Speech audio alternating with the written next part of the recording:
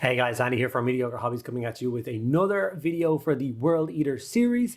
I thought I was done for the World Eater series, but apparently not. I had so many requests to show you guys how to do a vehicle in the scheme that I did. So that's what I'm going to do here today. I have a World Eater Rhino ready to rock and roll, and I'm going to show you guys how to get it painted up super quickly, super efficiently, and get it on the table looking well. Before I get into it, I just want to start by thanking all of my active patrons. Without you guys, I would not be able to keep the lights on and the cameras rolling.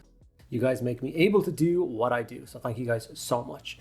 If anyone is interested in getting involved in my Patreon, there are links below. Certain benefits you get from joining my Patreon are things like a private Discord server where you can talk with me, over 140, 150 other people on a daily basis about your hobby, get involved and get inspired and get some help. Also, I get an extra video a week to all of my patrons. So that means you get an extra 52 videos a year from me.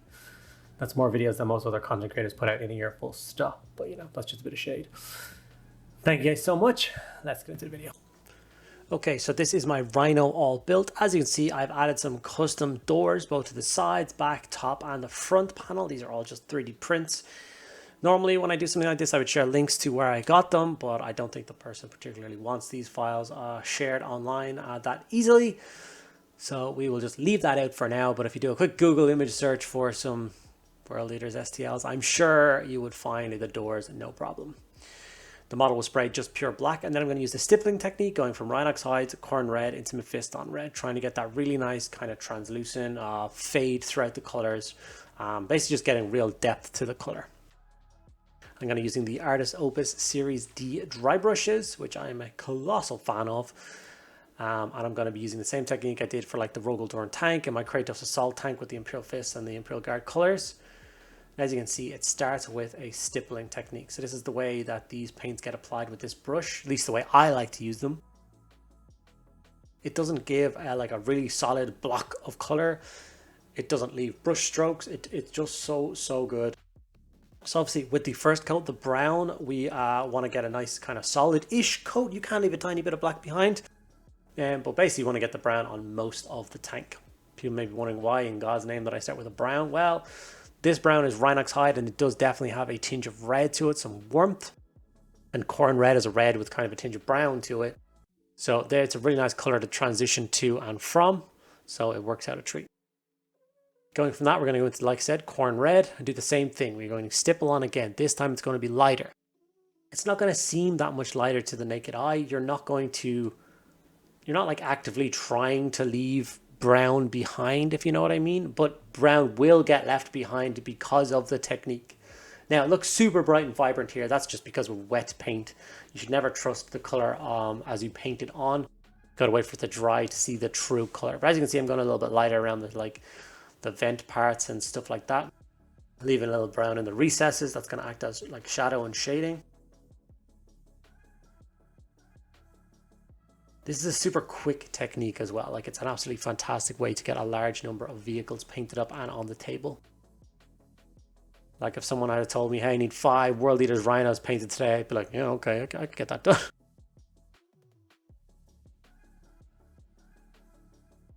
Continue, get the stippling all done. Don't worry about hitting anything else while you do this. Everything else will get a different coat of paint, so don't be panicking.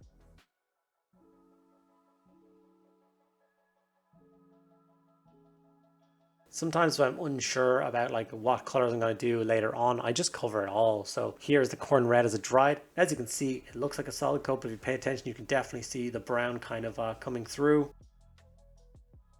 giving us a really nice base coat. Now we're going to jump up to Mephiston red. And these are the same colors I used on the infantry.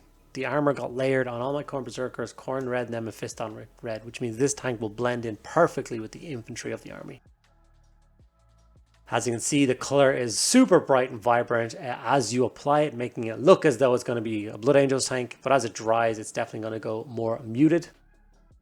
The World Eater symbols on the doors and stuff, the inside like planet bit that's being bitten, in different reference pictures, that is different colors. Some people paint it like an actual world, so blue oceans and green land masses, and other people just did it red, leaving the symbol around it, the big gnashing teeth, in gold. I definitely preferred that. I think it's a little less gaudy.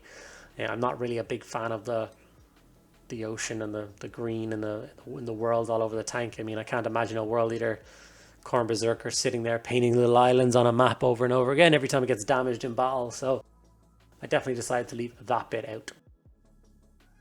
So here is the red applied to the tank.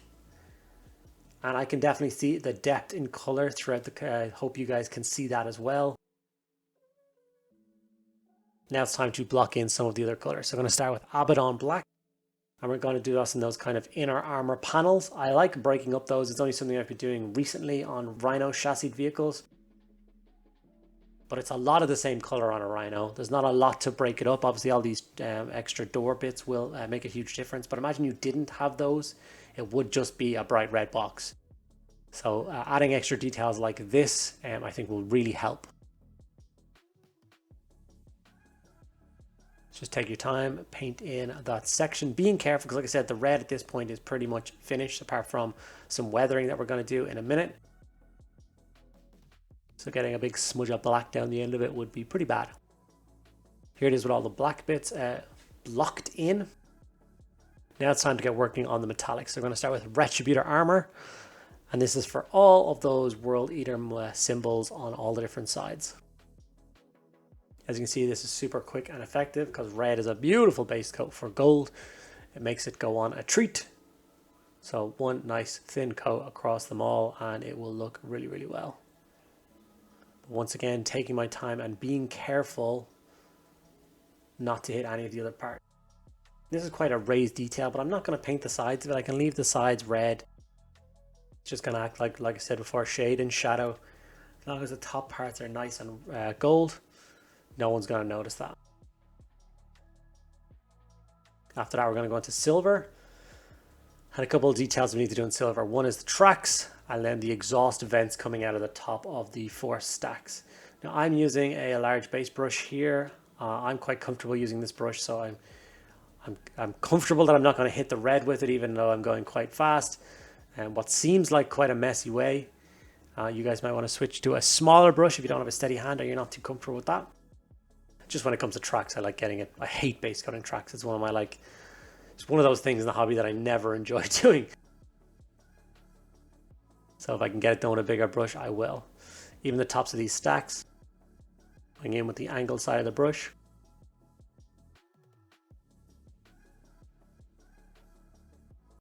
Okay, there's all the metallics base coated. The tank is looking nice and broken up, as goes detail. Next thing we're going to do is add Berserker Blood Shade, which is the same shade we use on our infantry, so it's nice to bring that tone into the tanks. And we're just going to cover up all the metallics with this.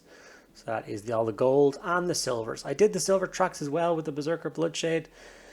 Like I said, it's going to help it match into the rest of the army. I think it's too silver as is, so it definitely needs a shade to knock it down. If you want to use a brown or a black, you can of course, but honestly, the Berserker Blood Shade does a great job, and we're going to be dry brushing it in a moment anyway. So now I'm going to add transfers. This is the new World Eaters transfer sheet you get with all the new World Eaters kits. It's phenomenal. If you don't have a 3D printer, you're not going to get custom doors and you're just going to use these. Don't worry about it. It's going to look amazing anyway. So just stick your transfers on. I just added a couple of extra ones to those black parts at the front. Just a few little World Eatery symbols.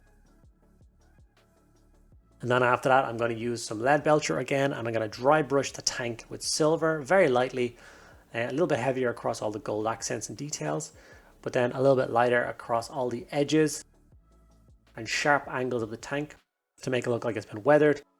It's been through the war. It's kind of scraped and scratched. Now, one thing that I did forget to do, and I only noticed it when I was taking the final photographs to use for thumbnails and stuff, which I do apologize, I forgot to paint the lights in the front.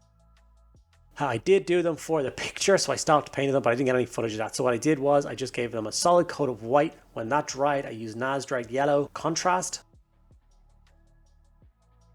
Once that was dried, I went back over them with lead belcher to get that cross-hatch design in the front, and that's it. Very quick, very easy, very effective. And gave me my headlights and stuff done. So as you can see, there's the tank with all the silver edging done. It just adds a little bit of sharpness to it. It makes it look like you put a lot more effort in than you did. And with that, we have our finished World Eaters Rhino. And I cannot wait to get more tanks actually into this army after I've seen this one complete. Okay guys, and there we have it. One completed World Eaters Rhino, ready to deliver 10 berserkers into the heart of the enemy and cause some real havoc. I hope you enjoyed the video. If you did, make sure to give it a like. Ask me any questions you like in the comments below. I will get back to each and every one of you guys. And if for some crazy reason you're not already subscribed, please hit that subscribe button below. It takes 2 seconds out of your day, mean the world to me, and cost you absolutely nothing. Thanks for sticking around to the end. I'll see you in the next video.